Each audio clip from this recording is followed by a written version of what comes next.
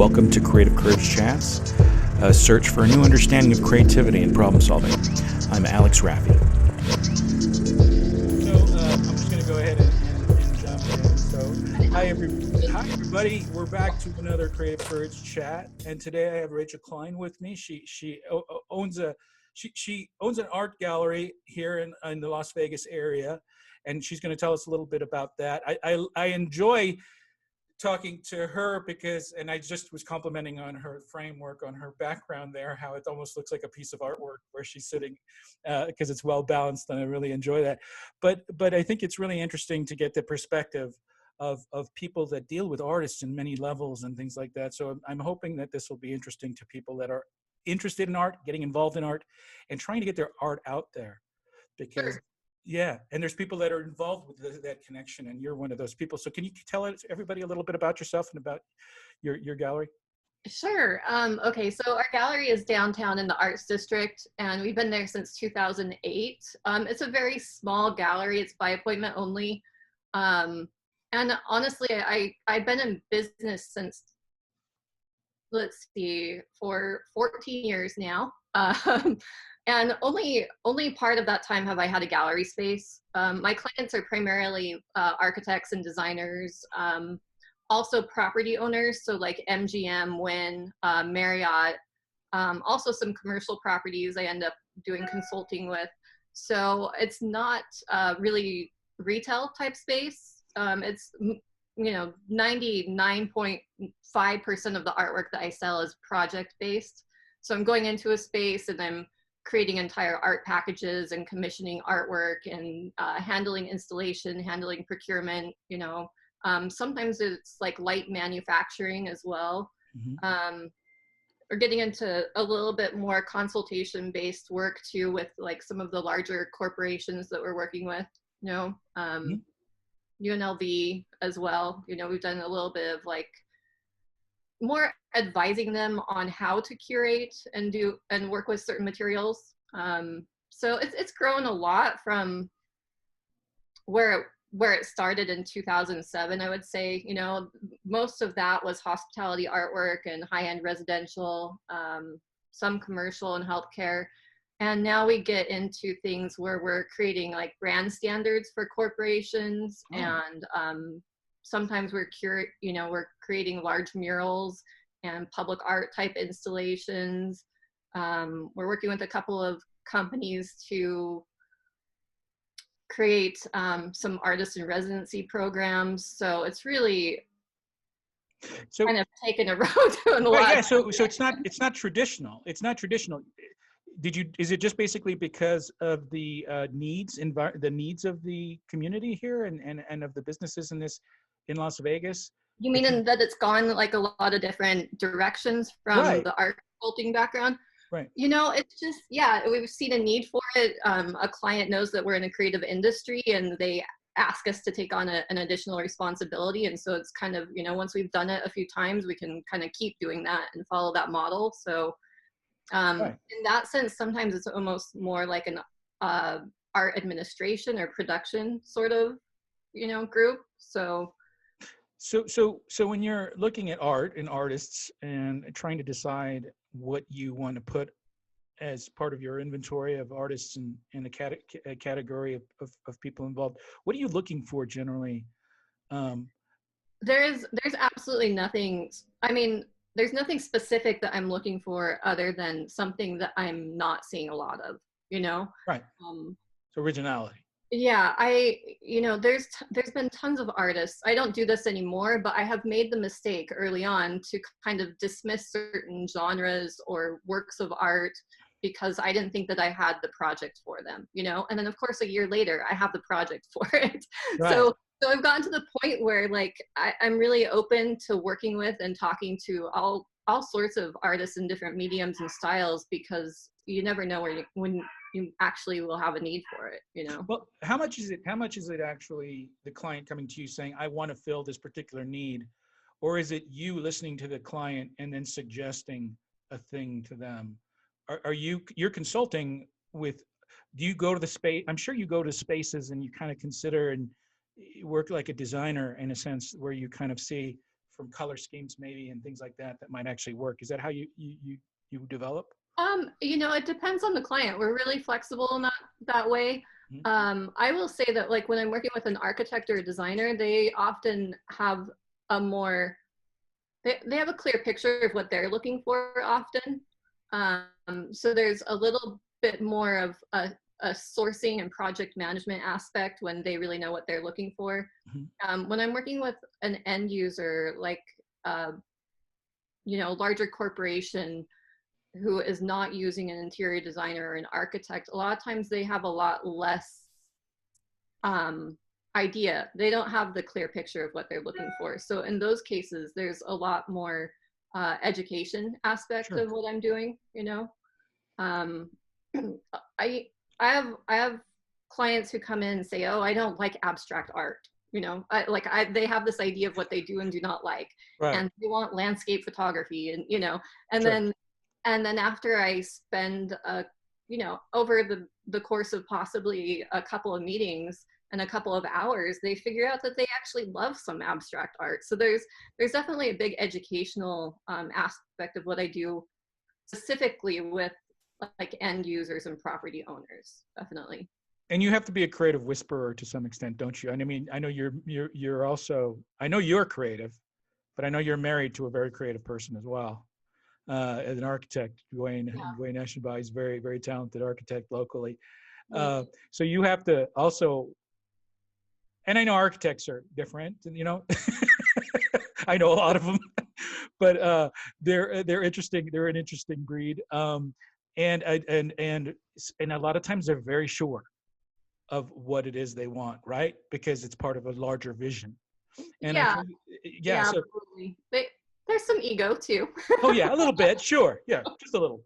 But that's where greatness comes from. A lot of times, is you have to have one. You can't be somebody who's going to create something and not have an ego. I mean, sometimes there's not enough, right? Right. You totally agree with that.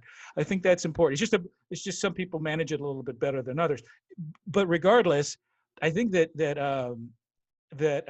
I think he, you know, I've always, you know, Dwayne's got definitely the heart and soul of an artist too, and brings it into his work. I have had a lot of talks with architects and engineers who oddly say to me sometimes, or have said to me, because I always talk about creativity with almost everybody, is that, man, I wish I could actually be creative, which is unusual to me because it is an art form. Architecture is an art form, and there's very little that you do that isn't part of your creative process. But I just thought that was kind of an interesting. It's kind of a relative term, right? I mean, you can find creativity in every part of life, in business, and you know, in tattoo artistry, and like, I mean, almost everything part of life has some creative aspect to it, you know. So your approach, because you have a client that comes in, and in offering them opportunity, the fact that you're able to convince someone who initially tells you they're not interested in a particular kind of artwork, but you're able to convince them to consider it, that is actually kind of a big feat. That's not easy to do. It's I think some people are so ingrained in what they do and don't like, that it's really hard to get them to open up to that. So how does it, because that's very creative in my view, communicating creatively, and you're using art to kind of, you know, that is actually one of the very first things that I learned how to do in this position was, and it's really a matter of exposure more than anything. You know, I try not to, when I do this, when I'm working with a client who thinks that they don't like something, or that they only like this certain genre and they know that they want for this space, I don't say a lot. I don't try to convince them of anything, you know. I just try to expose them to something that maybe they haven't seen before. And I take cues from what they're giving me, to maybe I can take it in one direction where they might be more open to something, you know, like, but it doesn't really take a lot from me to show somebody something new that they like that they haven't seen before, you know? So that was something I probably learned in the first couple of years of doing this. That's like the easy part of the setup at this point. There's other areas of education and what I do that are a little bit more challenging where and I think that's kind of why the business has progressed into some other, I wouldn't say markets, but kind of other types of projects from what we originally worked in, is that you kind of have to keep growing and kind of take it to the next step, right? It's like I've already done this for so many years and it works this way. So what else can we do and make it better? But what is it about being involved in art the way you are that what brought you here? What brought you to this career?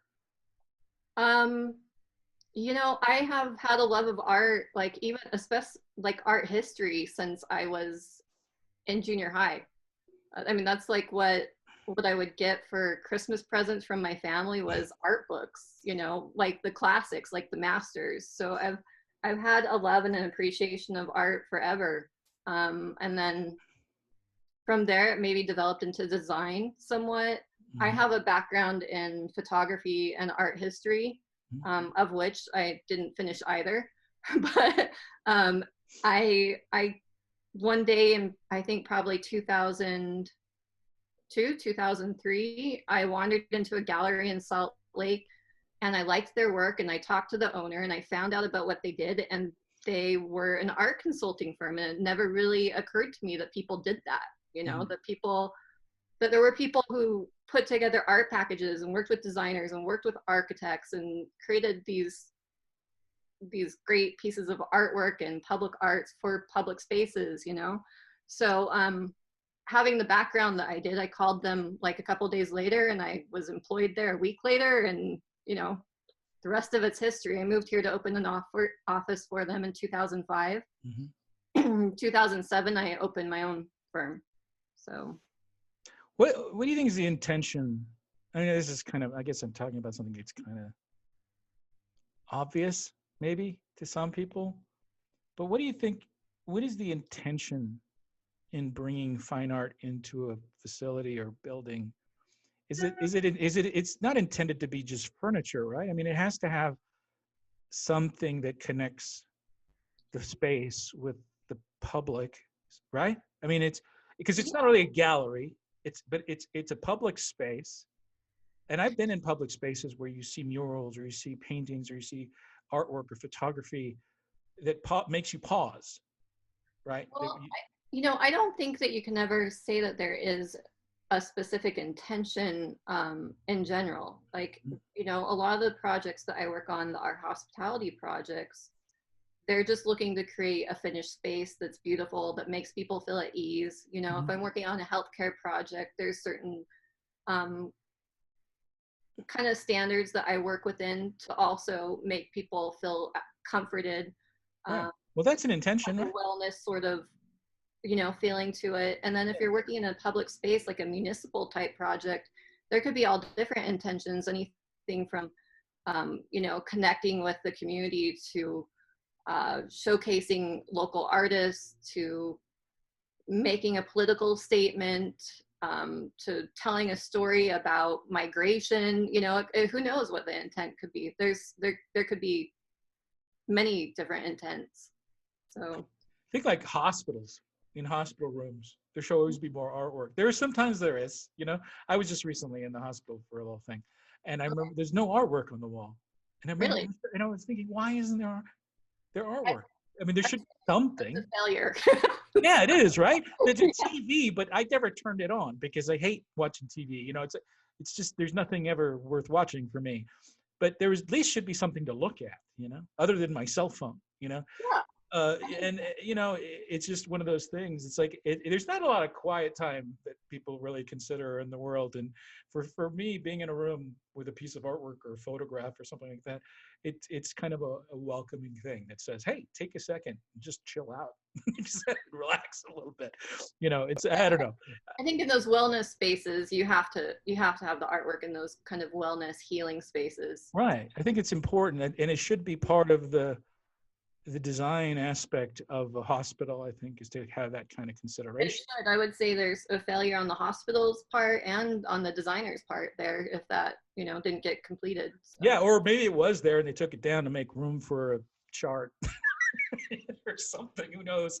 Because it seems like that's kind of a no-brainer. But yeah, I think that that's kind of interesting. So what is the, because right now it's really difficult with COVID and with just everything that's going on. There's like so much uh, emotional stuff going on.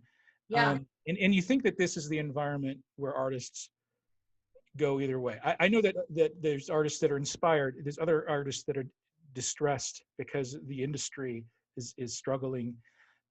Art might not be a priority for some people, uh, or is it? I don't know. I'm asking. I guess I'll throw it to you. How is the current environment in the industry right now? I think it's really mixed. Obviously, the arts, have been hit like they're expecting 25% of the galleries in LA to close, permanently, not just like through the end of the year sort of thing. Performing arts are just almost non-existent, so obviously the art market's been hit hard. um, I have a online exhibit that I'm working on now where I've been communicating with probably a dozen artists a day over the last couple of weeks. So, and that gets really kind of intense, like having those conversations over and over again, kind of checking in on the artists that you work with and seeing what their current state of mind or what they're working on is, can be kind of overwhelming. So I'm talking with artists who, some of them are taking this time, and it's, there's more quiet in their life and they're able to be super creative, and there's probably some really amazing work that will come out of it. I have other artists that I talk to about projects that just completely like tell me, no, I can't think about one more thing. They're like, they already can't get the projects that they're working on done because they're so distracted with, the news and social media and everything inside, what's going on inside their head and everything happening with their family. And so there's a lot going on with everybody, I think, even though there's not a lot going on. That's really interesting, I think. And I think it's something that a perspective, because you deal with them on a regular basis and you talk to artists. And I think it's interesting because I've always kind of had this feeling that, and I do art as well. I in different forms, a lot of art I work on myself. But one of the things I've always kind of noticed and thought about in terms of artists is the difficult side of it, the almost obnoxious side of it, is that you almost force yourself to feel more than you would normally if you didn't explore art. And I think that causes them to be overly emotional, where you force yourself to feel things more. You force yourself to have more empathy because you feel like you need it to fuel the thing that you need to create. And that sometimes causes, especially if people have struggling with other issues, depression or drugs or whatever it is, that when I think that's why they're a little more volatile than the average person. They're a little more fragile sometimes, and overly emotional sometimes. And I'm not saying this is a bad thing. I think that they seem to tend to want to put themselves in a position of struggle to be able to explore those parts of who they are. Am I going anywhere that sounds like? Yeah, I think a lot of them, I don't know if they're putting themselves in that position. I think a lot of them naturally are very empathetic, very emotional, and that's kind of creating a generalization, but a lot of people who are drawn to the arts maybe need an outlet of some sort to deal with that. So I think you're seeing maybe both things where they need to be in touch with that to create art, but also maybe artwork allows them to deal with that, to deal with those feelings and the kind of empathy or whatever the stories that are created, So I think you have something there, but art, okay, so this is sort of a different subject, but I led some AIA tours when the American Institute of Arts was here last year, or of Architecture was here last year. And we went through my gallery and somebody asked me, why do so many artists fail? Like why is it that so many artists have a hard time making a living, you know? And it's a business, you know? I mean, it's hard to be a business owner. There's a lot of small businesses that fail. There's a lot of restaurants that fail. You know, there's a lot of every kind of business that fail. So just saying that, you know, a lot of artists can't make it, that's because when you own a small business, you wear 30 different hats, and not every artist can wear all of those hats, you know? If they're lucky and they have the means, maybe they connect with people who can play some of those roles for them. But it's, you know, it's a lot to take on a small business in general. But if you're an artist who's basically running a small business, and then on top of that, you know, the materials that you're dealing with are so personal and possibly raw, you know, that's even an additional dynamic on top of that. But it's people like you though that fill those gaps for them. Right. But not everybody, you know, just like every small business owner doesn't reach out to their professionals who should possibly be doing their marketing or their websites or something else. An artist doesn't always reach out to those professionals either. Yeah, I think actually that's my rewind moment. By the way, I've been doing rewind moments for these videos where I think that if there's particular people like this, in this case, if you're an artist, this is Mm-hmm. where you rewind and listen to what she just said, because I think that's incredibly important. I think that you're right, that a lot of times artists fail because they don't have the They don't willingness. have other skills that it takes. They might Right. be fabulous, amazing artists with creating really exceptional content, but there's a lot of other skills that are required as well. This is the thing that's difficult for a lot of artists, is to compromise. And I Mhm. think that sometimes it's required, and I hate to say that, but it's true. Sometimes if you want to be a working artist, I mean, being a fine artist is one thing if you want to do it and you're lucky enough to find someone to sponsor your work, or to a studio that likes your work and promotes your work, and you're able to sell a lot, that's fantastic. And you're able to have that freedom, and you're able to go ahead and not compromise and do whatever you want. That is Yeah, or you're a fantastic. conceptual artist that gets grants and every, you know, to Yeah. create projects. But you might have to compromise at times. You might have to do portraits. You might have to do whatever it is that you need to do if that's the lifestyle. It's not an easy life. It's not an easy life to live. And I mean, it's gratifying. It's fantastic. I mean, I compromised in my own way. I've done all sorts of different kinds of artwork throughout my life. You know, music and writing and you know, painting and all sorts of things. And I've explored a lot, and I feel very lucky that I've been able to. But you know, and I do commercial artwork. I do, Mhm. you know, and I'm able to do it, and I'm able to put everything I have into it, and I feel gratified at the work I'm able to do with it, my commercial artwork. But then I have on the side, I get to do my other stuff.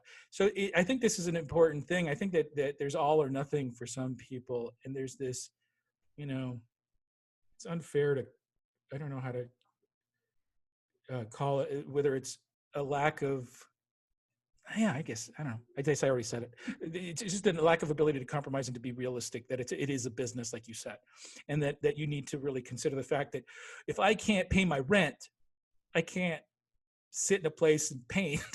If I can't, you got to figure out what it is you're going to do. Yeah, I mean, most of the artists that are, you know, maybe emerging career artists that I work with who are, you know, not doing a lot of conceptual grant type work, you know, they that they're making a living that way. Um, they spend a lot of their time not making art. You know, they spend a lot of their time on their website, on marketing, on contacting galleries, on contacting consultants like myself, you know, and learning social media analytics and everything else, you know, that is needed to actually reach a market beyond your small bubble that you have to actually sell some artwork to make a living. Right. So, And the very tools that they use internally to create the beautiful artwork that they create are the same tools that they're using to promote their artwork, and their ability to do that. The same creativity you put into your work, you can put into your expression or marketing of your work. mhm. And it's not compromising. It's, you're still expressing and you're still using those, and you're succeeding in the same way you're succeeding in inspiring someone with your art. you're succeeding and getting people to notice that you're there as well. And there's a lot of that in there. I think that's kind of interesting and worth discussing. I had a very interesting conversation just yesterday with a group called uh, it's our the a reasoning forum, a group of these philosophy professors, and they sit and they've invited me to be part of their group because I worked on a book by one of them, and it was a book on critical thinking, and I did some artwork for it, and so they've invited me. So I'm the only guy without a degree in philosophy there, and these guys are professors in universities, and it was really interesting because it's 2 hours of talking about what is green, the color green. Wow. And it was 2 hours. And I have struggled. I was just sitting there going, well, it's a color. No, it's not a color. What is it though? But what is it? But it's not a color. You can't say it's a color. So it's like there was this strange, Like, what is your perception of it? And it was even everything I brought up. And I said, listen, at the end of the day, I said, it really doesn't matter. All of this that you guys are talking about, from my perspective, I'm an artist, and I think of green. Green is not just a color, sure. It means something to all sorts of people all over the planet, depending on their lives and what they've explored, and it has different meaning. And wow. you can't tie that down into something. But they were like, no. So it's like I didn't know. It was like I was playing a sporting match that I didn't know the rules to, and I was asked to play in it, and I felt so out of touch in that whole thing. And then after, I got an email saying I was with you on that argument from one of them. It was really weird. 2 hours of talking about the color green. I don't know. Yeah, I think I'd be interested in the first 10 minutes or so. Yeah. Right. There was a whole bunch of, I mean, they're not dumb guys. I mean, they know what they're talking about, but I couldn't wrap my brain around it. So anyway, so I guess my point of that is that it's all about perception, right? Where people see value in something based on whatever, and I think that artists need to think a little bit broader than they don't live here. Think about this a little bit more. And if you start doing that, and they maybe start reaching out, because I think that I saw on your website that you really want horrible website. no, but I saw on your website that you're reaching out to, you want new artists, you want people exploring things, and I think that there's this they're timid or they're so this is sorry. I think it's important for artists to take a chance. It doesn't mean that Rachel will say yes to you, but you should at least try and show. Yeah, absolutely. I mean, I reach out to more artists than they do to me. Oh, okay. And I would welcome a lot more artists. I mean, I think most artists who do reach out to me, I spend a lot of time with, And you give them advice, right? Absolutely. Yeah. It's like, I want them to succeed. They succeed. I succeed. There's everybody, So I definitely try to be very giving with the information and very transparent with my artists, because a lot of them don't get this information, especially emerging artists. There's a lot of simple information that they don't get from galleries, and they don't get from, whatever art buyers they're connecting with online. There's some really, I mean, I planned on doing a workshop in my gallery on this at some point. Okay. Probably will be next year now. Oh yeah, right. Because because of COVID. Yeah, but just kind of like a working with consultants and working with galleries sort of workshop, just really simple stuff that the mistakes that I see artists doing, Hey, maybe I can help. Maybe we could do a format like this where we invite the artists and then you can do your workshop, or maybe you just do it.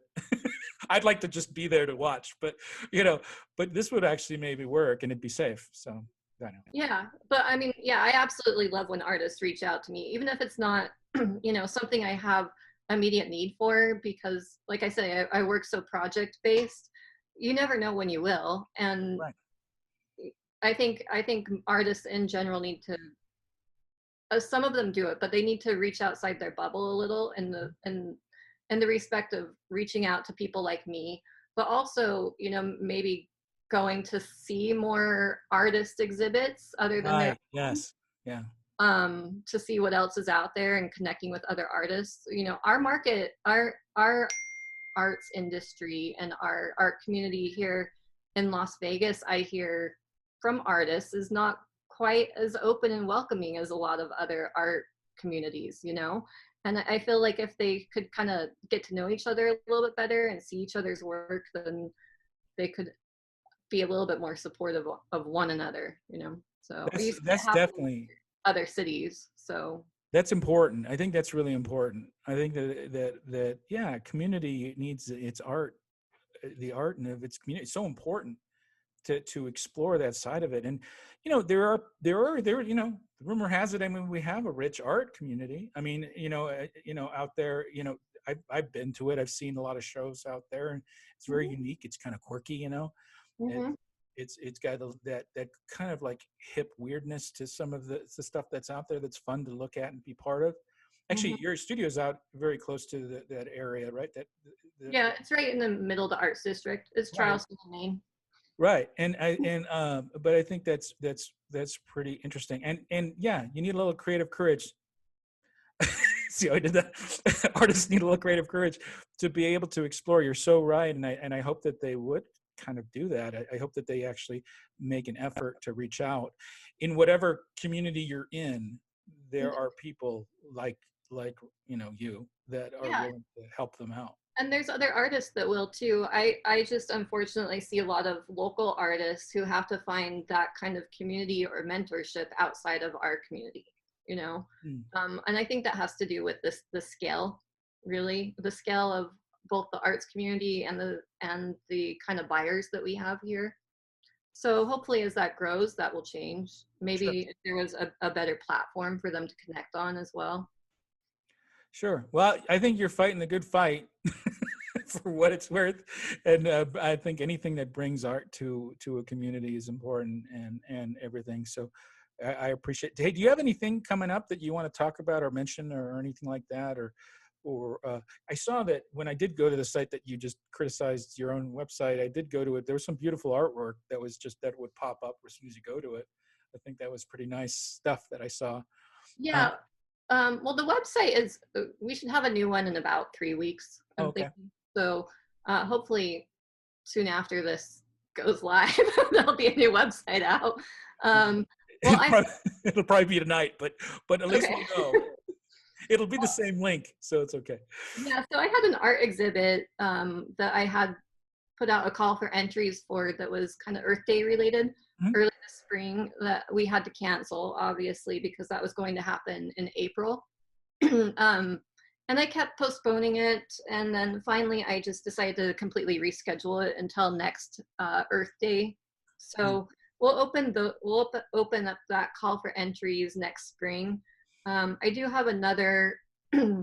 This will be an online exhibit that I'm working on right now. That will be 5 different artists.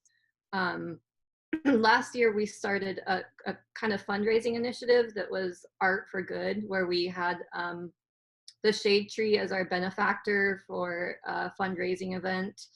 And part of the Art for Good, we did these small prints, small limited edition prints by 5 different artists. And all the proceeds went to our benefactor, which, as I mentioned, last year was Shade Tree. So we're about to launch that again. So this year, since, you know, we're not having gallery events currently, it will be an online exhibit. I think we'll have some studio tours, and those small limited edition prints will go on sale again.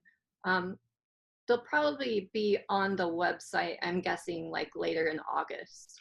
And you have a Facebook page that people could follow and learn about these Yeah, things. Instagram might be a little bit Oh, better than Instagram. Okay, great.